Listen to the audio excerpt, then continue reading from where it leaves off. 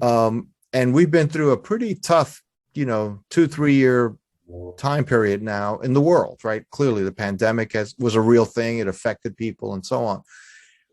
What lessons have you, as a business owner, taken from the last 2 years? Things that you're saying, wow, this could have been better, or this worked just as planned. What lessons, what insights might you be able to share from the last 2 years as a business owner?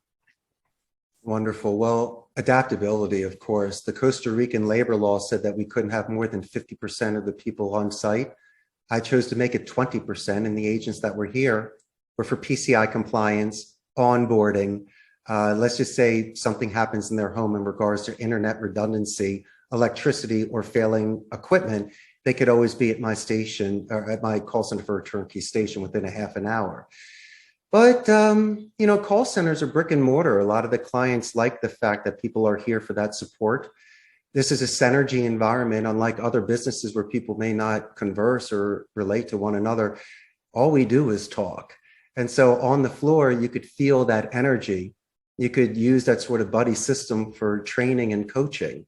And so I think that some of the essence that we have was removed because of COVID. Sure, we opened up more channels and we communicate via chat and Zoom calls, but you know perfectly well that a print is a lot different from a painting. And when things are live, you really get that much more energy out of it. But for my own adaptability, I guess what it did was put things in perspective. It made me very humble because a lot of businesses went out of business.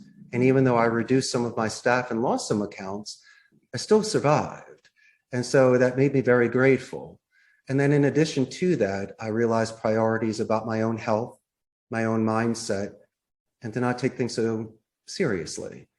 And so I concentrated more on working out, eating better, having a good sleep cycle, but also finding my balance. Because if I was not able to focus and complete myself, how could I expand to others?